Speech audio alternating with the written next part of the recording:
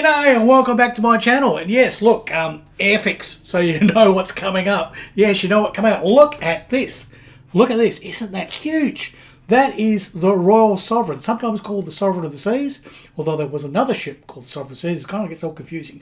But the Royal Sovereign is what we're going to call it, and it is a fantastic kit from the 1960s from Airfix. Mine is a later repopped version, done version basically when Hella was sort of running things, so it's a Humbrol version. But it's the same kit, and I tell you what, it is mighty. It really is.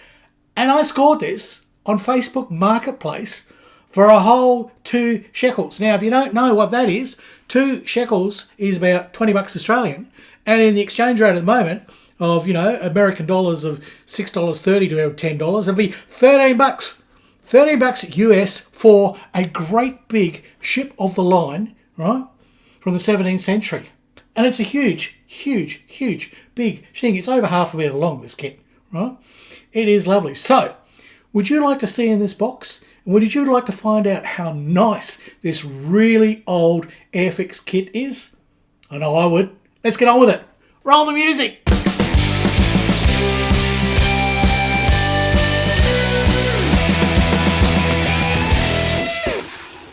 So here is the very big box for the Royal Sovereign. Now, before we actually open the box, I want to do a little bit of history. Yes, I know. Facts, figures is boring. No, actually, this puts into context this kit. When we open it up, we see how different it is to the reviews I've done of the St. Louis and the Prince and the Wassa, right? Because if you look at this pic, there are all the hulls. That is the St. Louis, the Wassa, the Sovereign, and the Prince. All the hulls. Now, interestingly, the very first big ship, well, they did an Endeavour in 1962, but that's not a really huge ship, it's just a bark. But the very first ship of the line they did was the Royal Sovereign. This was their first attempt at a great big ship with lots of gilding and all the rest of it, okay? And that was in 1963. My kit is a 1988, so it's nearly 25 years later, quarter of a century later when they popped this version out. But originally it's tooled way back in 1963. A lot of you people weren't even born then. I was already old. Yes, I've been old for long. Now, the Wassa came along in 1972. So it's a step up. They had the actual ship to get details from because they just pulled it out of the drink there in Sweden and had the thing up there so the Airfix guys could fly over and get their tape measures out, measure everything up. So the Wassa's a bit better detailed and certainly more accurate. The St. Louis came out in 73. So it's later. I would have thought it the other way around, but no. 73, the St. Louis came out, and then they really started to get into the detail and things are really nice. Now these, of course, were all their 1 to 144 skull kits. Although I would dispute the St. Louis because the Hella kit of the St. Louis is supposed to be 1 to 200, and yet it's within a 15th the same size plastic. So they can't both be right. I don't think really they know what's going on there at all. I think the St. Louis is actually more like a 170, 180. That brings me on, there's a whole run of 1 to 180 scale kits. Victory came out in 65, so that's between the Revenge and the Wassa. I've also basically reviewed the Revenge. The Revenge isn't a very big ship, so I'm really only talking about big ships. And the Prince, which I am working on now, the Prince came out in 1969. So sort of like this whole period there in the 60s and very early 70s where all these really big ships came out.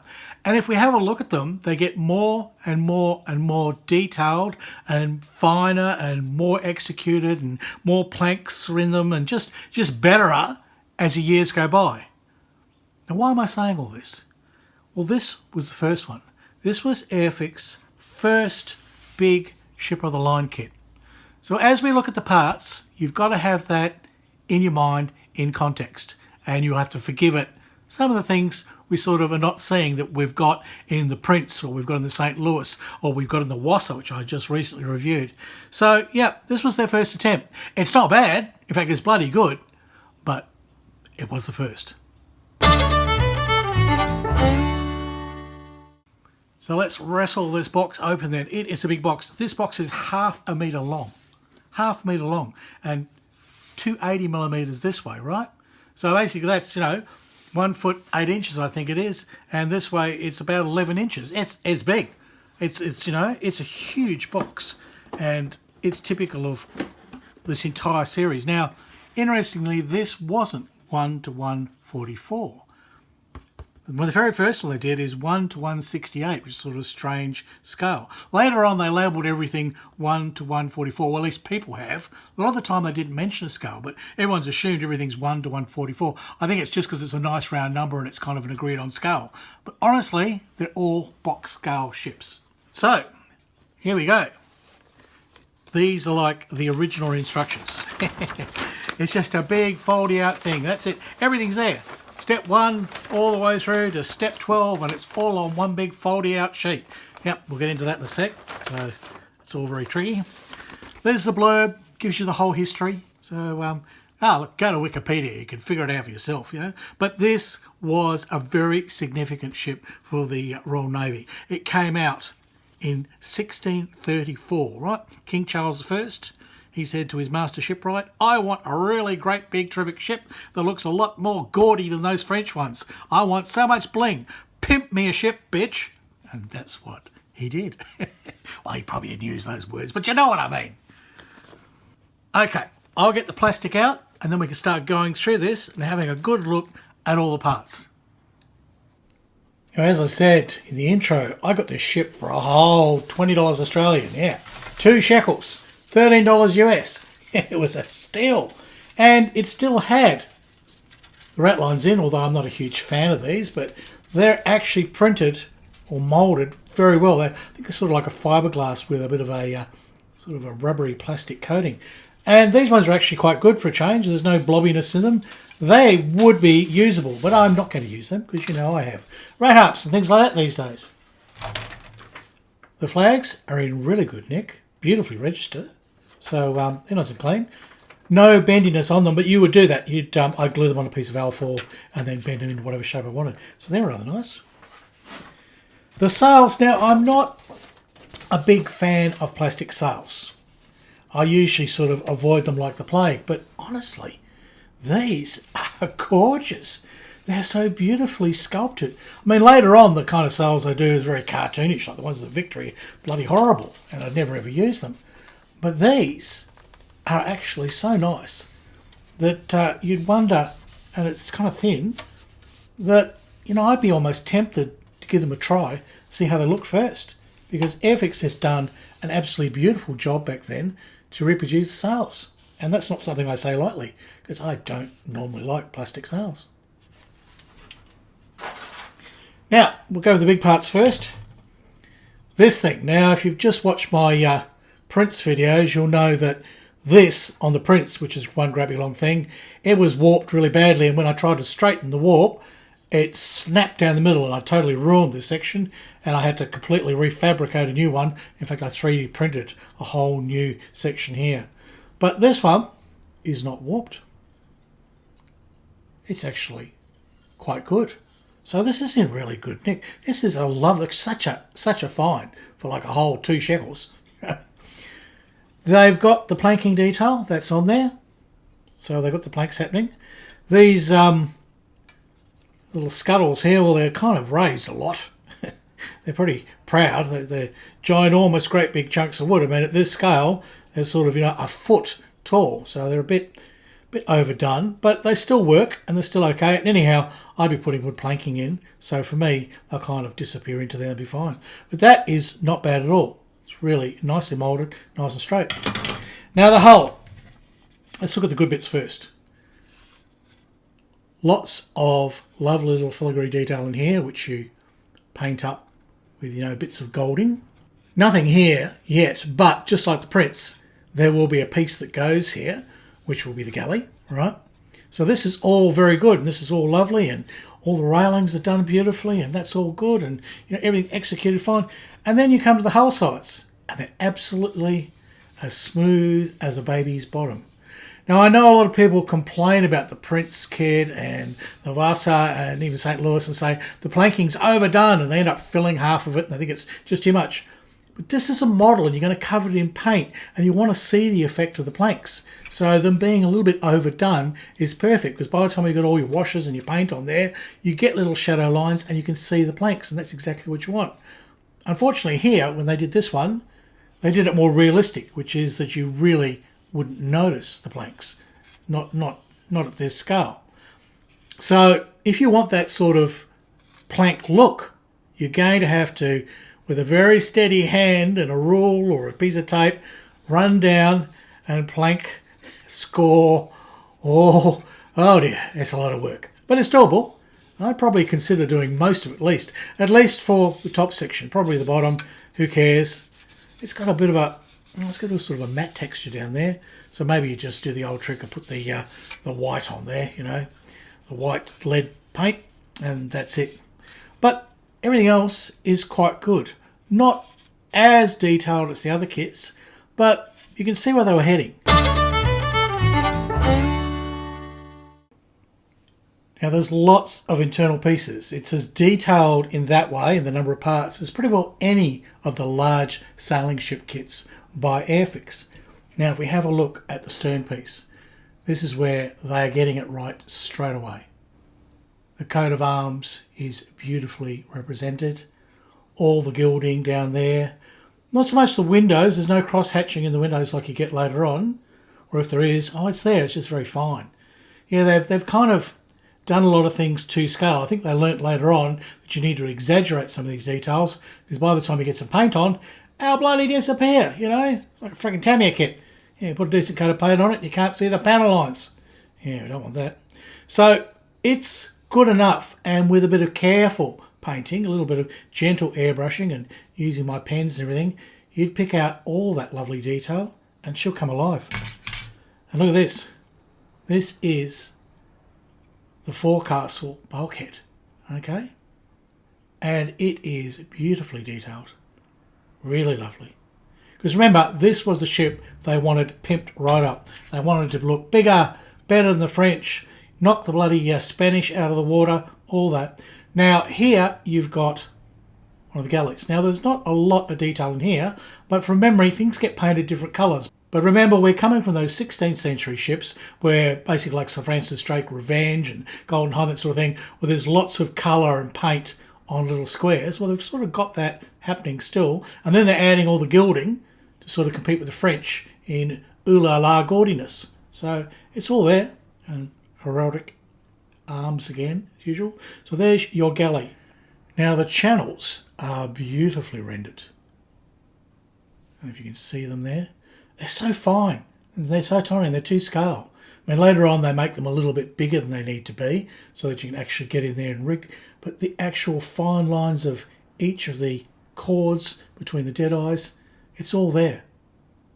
It's probably a bit hard to see, but it is really beautifully rendered. Very lovely.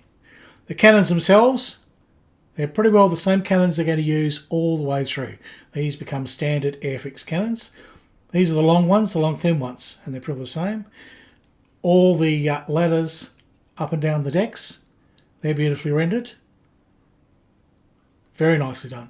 I mean, it's a very nice kit. And here's a little bit of, this is probably a forecastle little sort of outhouse thing that they have. Very nice. Later on, this is actually moulded in. Like in St. Louis, you actually get this moulded into the hull half. But they've done it separately here, which is rather good.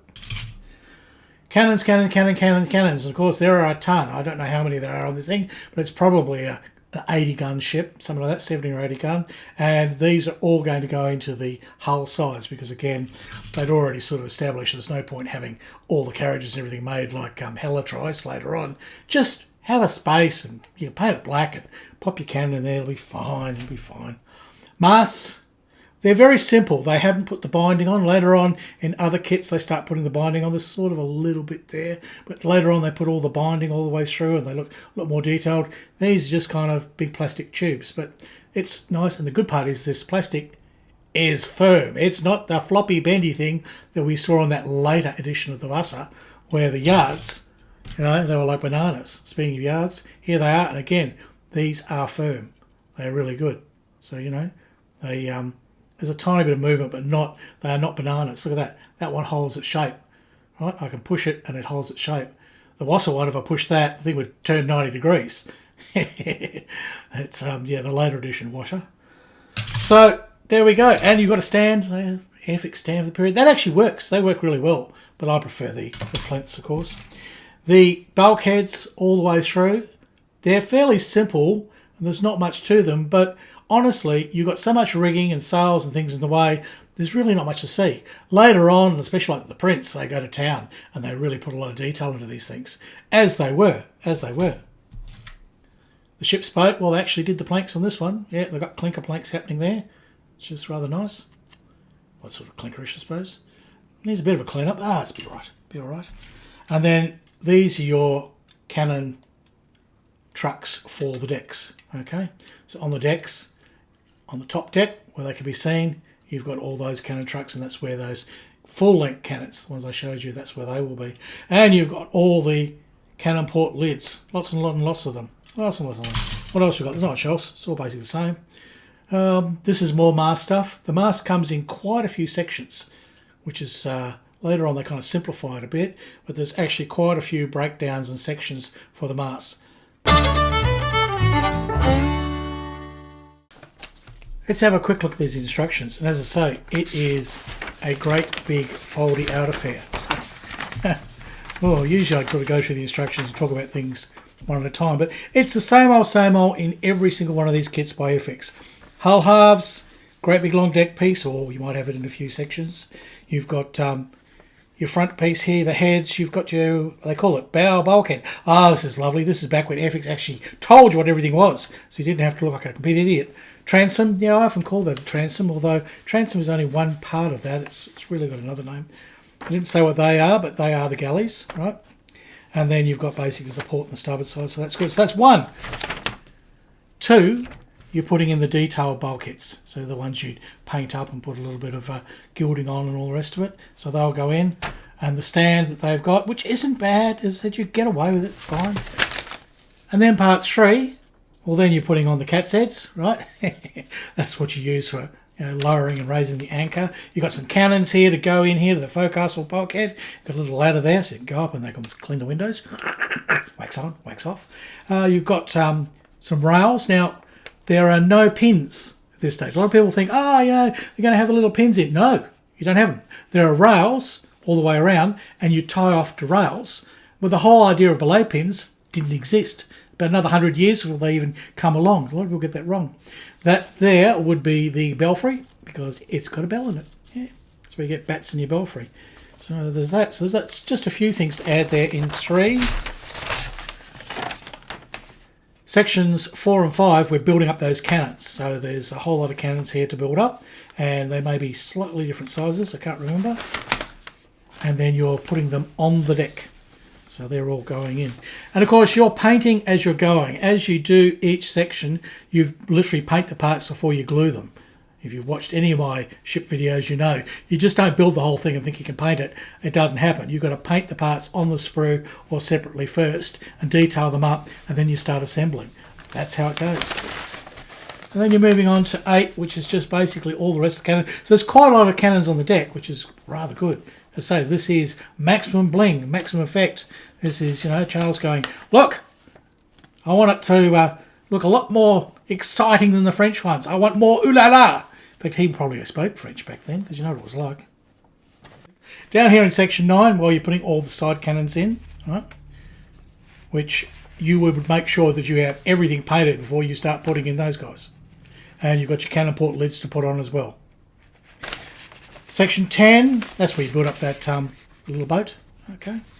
So the little shore launch, what it's called, and you would put on your channel boards, which are already set up with those rigged channels. And they are terrific, just as they are. And you could just run some shrouds straight off those, and they would look fantastic. Now here in section 11 are the masts. And there are a lot more pieces, like it's segregated into a lot more little sections than later on.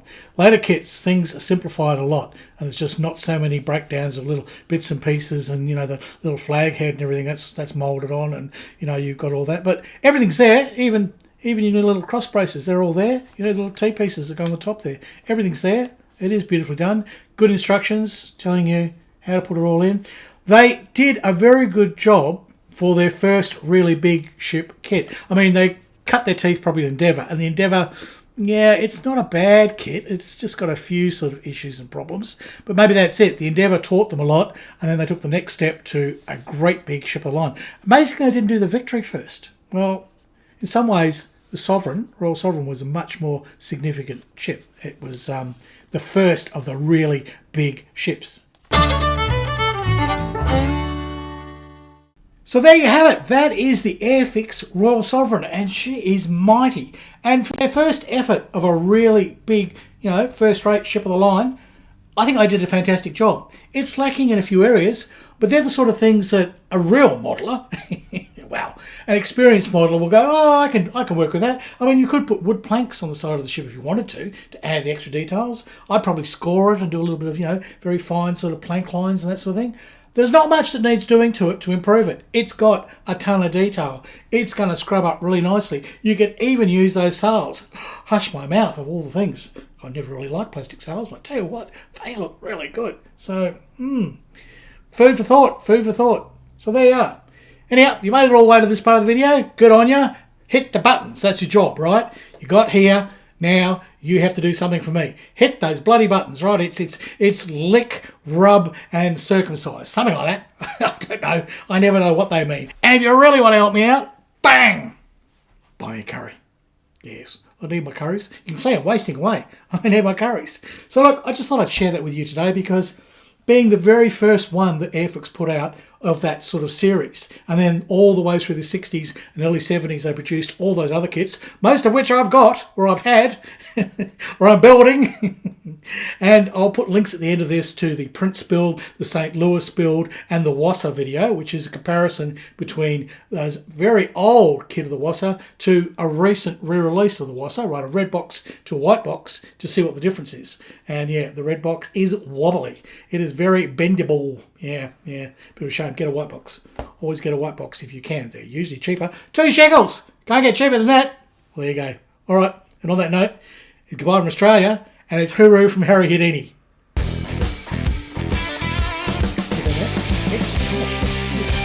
Well, I'm building too many ships. What do you think? I should finish one before I start another one. I'm trying to. Oh, bloody hell. She's such a diva.